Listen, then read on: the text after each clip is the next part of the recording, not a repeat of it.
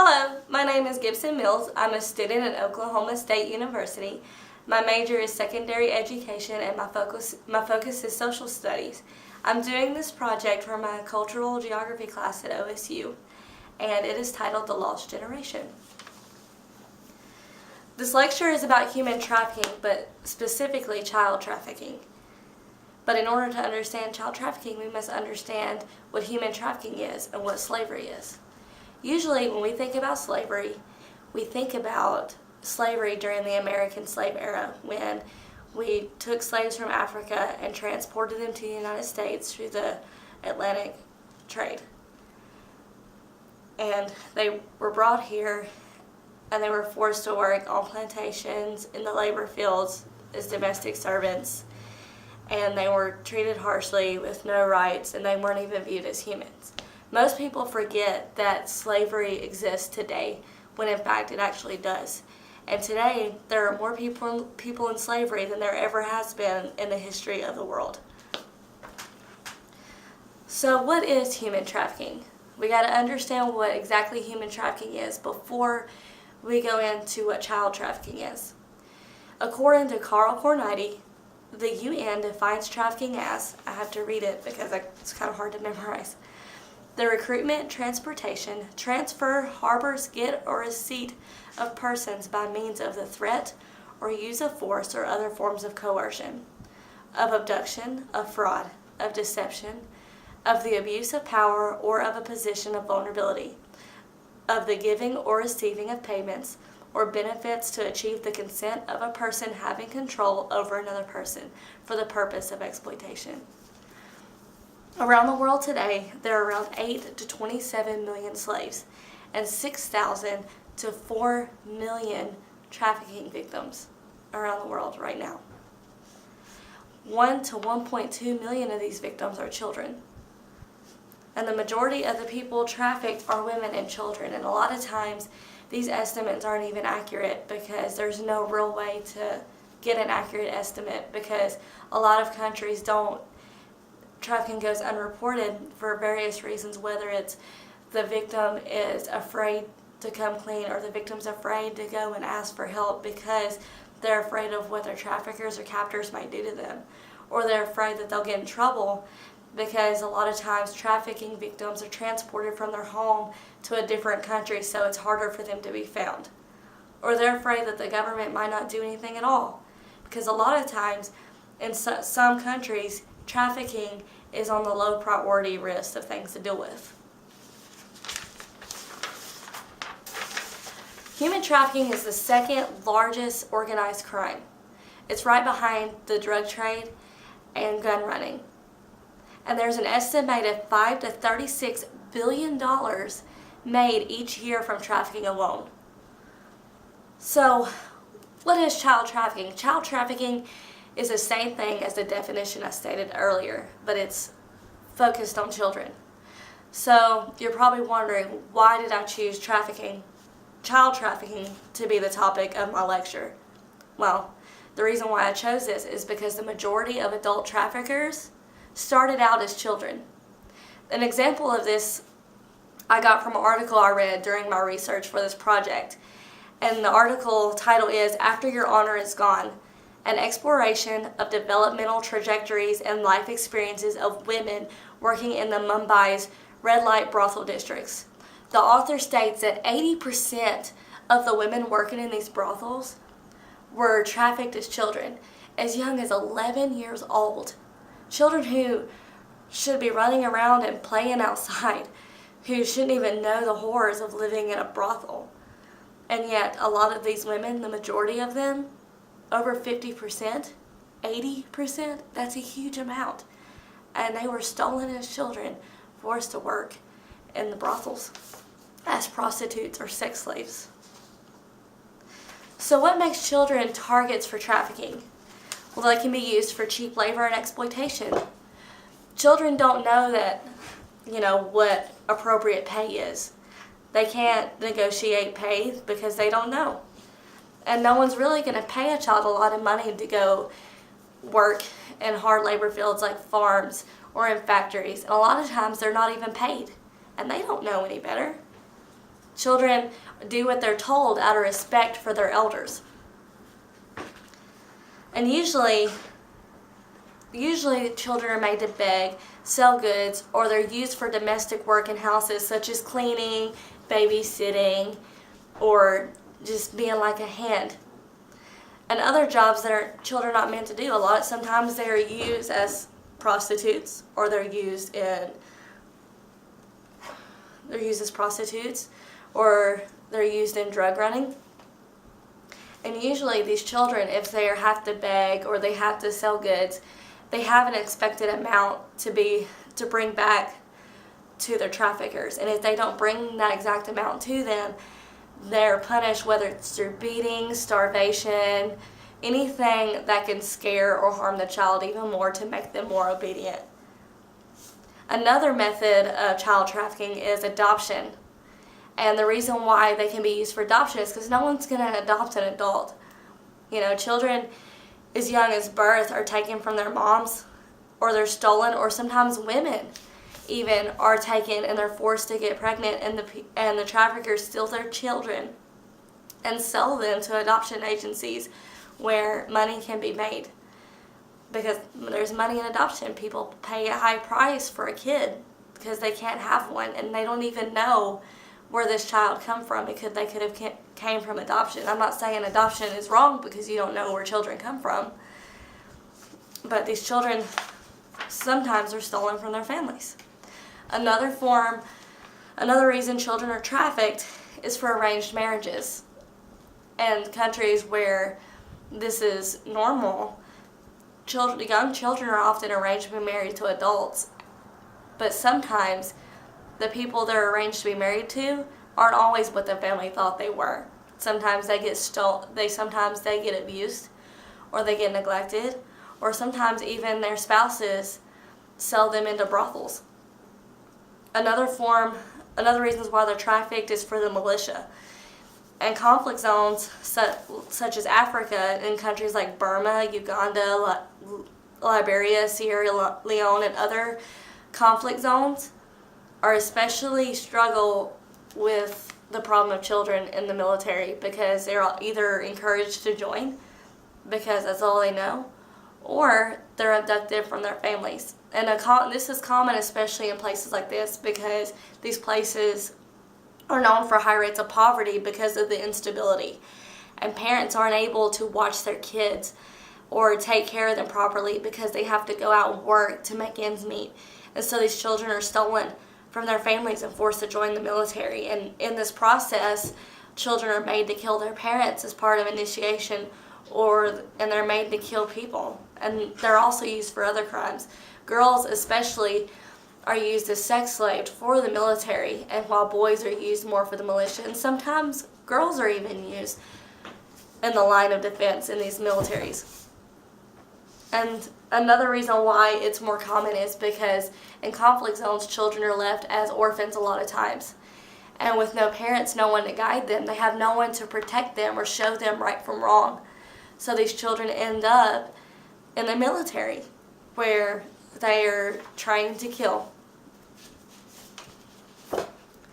Another reason why children are used in trafficking is for sexual exploitation, and this is more common for girls, but sometimes boys are used for this too. And girls are oftentimes sold into brothels, used as sex slaves, and they are seen more valuable because the younger the girl, the less experienced she is. Or she may be a virgin, which means she's fresh. She has no STDs. She doesn't have AIDS. And more people pay high dollar for the younger girls because they would rather have them than an older woman who has been used up, quote unquote used up. And sometimes these children are also used in child pornography. They don't get a choice in it. They are exploited, shown off to the world, and they have to live with that embarrassment for the rest of their life. And this goes back to the example I stated earlier from the article. About 80% of the women in Mumbai's Red District were trafficked as children. So a lot of times this is where the girls end up. Another reason children are targets for trafficking is organ harvesting. And this is because, they'll take a child and do surgery on them and steal a kidney or an eye.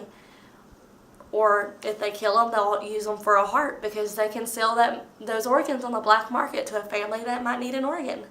And this is unfair because the children don't have a right in it. And the younger the child, the healthier they are probably, because no one wants to have an organ from an 80-year-old person.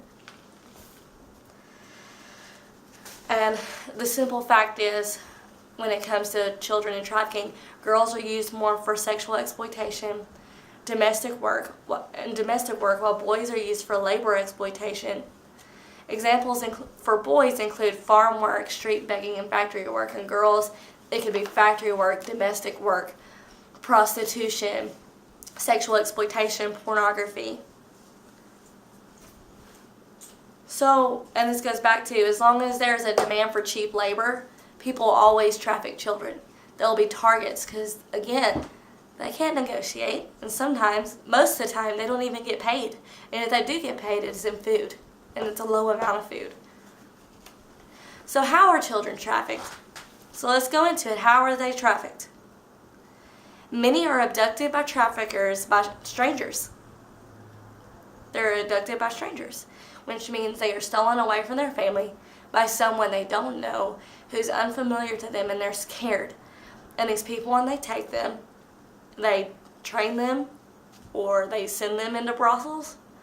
And this is usually done by scaring tactics, like they'll threaten them, they'll beat them up, they'll threaten to kill their family, and sometimes their family are killed in the process of getting them. Traffickers use locals as scouts to look for families, especially poor families, because this is more of a smarter tactic. Because the poorer the family, the less likely the mom and dad are going to be home to care for the children. Or, another reason, because they're easy to manipulate. Families who work all the time and never get to watch their kids properly, their children are left unattended to. So they're able, and this is more common in like poor countries, like in Latin America, in Africa, Southeast Asia, places like that where there's not really a daycare that they can send their child to or someone to pay for that daycare, so their children are safe and protected and watched for. These children are left unattended to, where people can come in and abduct these children. And another method is, as stated just a minute ago, they manipulate the parents. They'll come in and say, hey, I have a good opportunity for your child. They can have a job and they'll send you money. Or we'll educate them where they can find a better job and live in the city. Or we'll take them to the city so we can find opportunities for them. And the parents agree because they think, great, this is a good opportunity for my child to make something for myself. Or, they can send us money to help make ends meet. And so they'll take these children not knowing what the children are about to go through. And the children will willingly obey most of the time because they want to do what their parents say. They want to please mom and dad. So they'll go. And a lot of times they're taken and they're sold into brothels, or they're forced to work on labor farms, or they're forced to beg in the street for money. Another method of trafficking is children are sometimes sold by family members or close friends. And this happens usually when a family is so poor and so desperate that they will go and sell their child knowingly to a brothel or to a trafficker in order to put bread on the table, to make ends meet, or just to sell them because they can't afford to take care of them. So these children are willingly given up, and they know what they're about to face, and sometimes they may not know, but they're given away. Sometimes close relatives and friends will say, hey, come hang out with me, and take that child or that friend and sell them into human trafficking.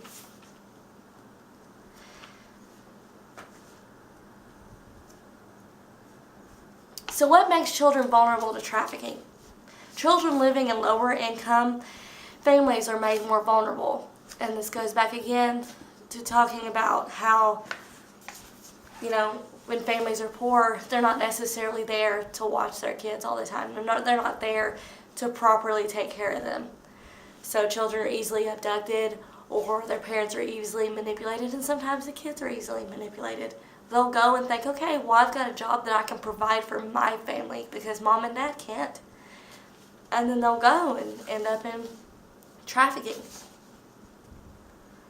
Children living in conflict zones are targets for trafficking because in these zones, there are high rates of poverty and the orphans are made. And when you have orphans, they don't have a parent to take care of them. They may live in an orphanage that are full of children and they're not able to get that one-on-one attention.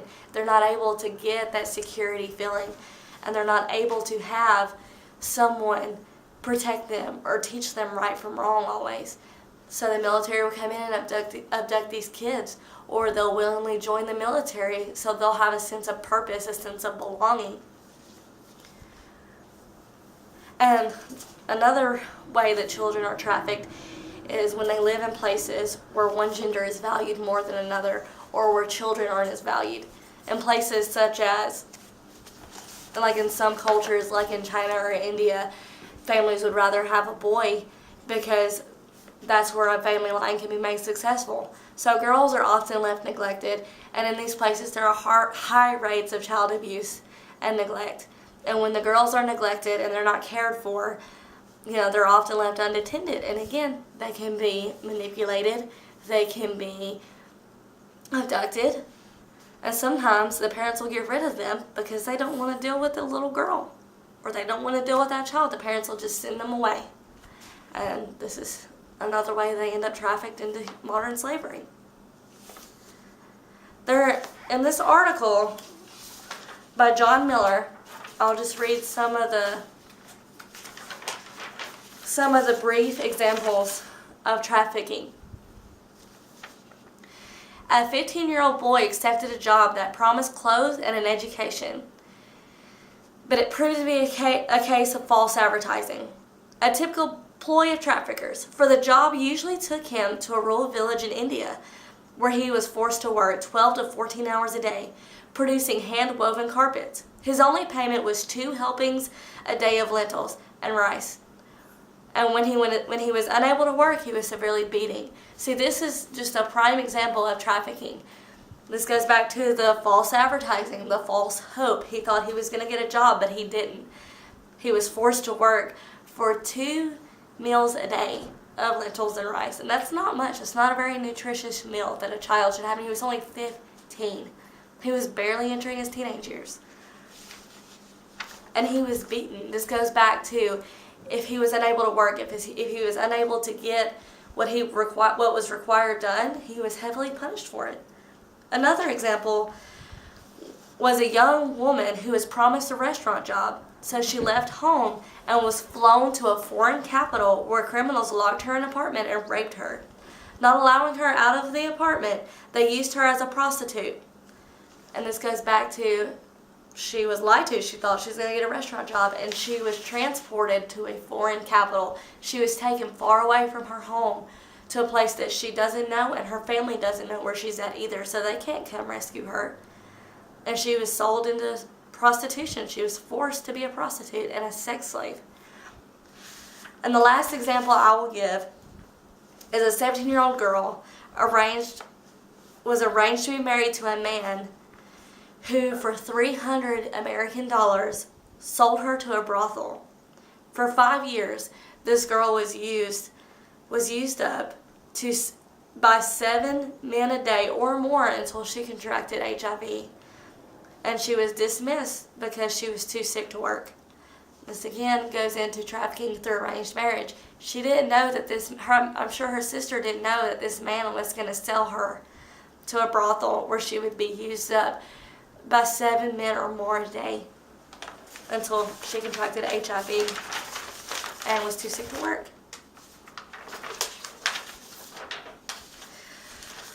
So the next question is, what is being done to combat trafficking?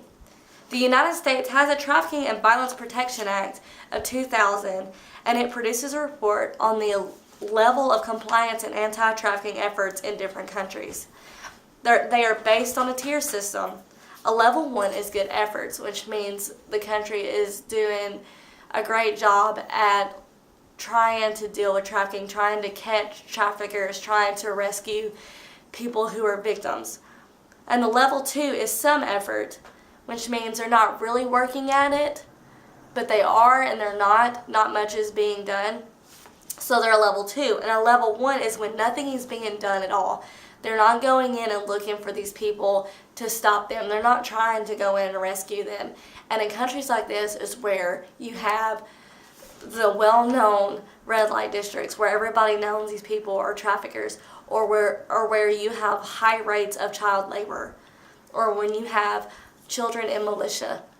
There's nothing being done about it. There's no one rescuing these kids. There's no one saying, hey, stop that. And there are other countries have multiple anti-trafficking programs that collect data, and all the data that is collected goes into determining which country is in a tier 3 or a tier 1 or a tier 2. That's where they get their data, is based on how many people are caught and how many people are rescued. So this again goes back to why is the data not always correct? Because in the countries where nothing is being done, nothing's being reported. And if it is being reported, these countries want to keep the data to themselves because they don't want to be seen as a tier 1, or they don't want to look like that they have a trafficking problem. When in reality, this is a worldwide phenomenon. This happens in every country, everywhere, every city, every town. It even happens here in the United States. Think about it. A lot of the women in the porn industry, they're trafficked. Sometimes they're trafficked as children. A lot of the prostitutes you see on the side of the road in big cities, they're probably trafficked. And a lot of times they were started out as children. And that is why I chose to talk about children. Children are the lost generation. These trafficked children are the lost generation because they are taken from their families. Their childhood is basically stolen from them.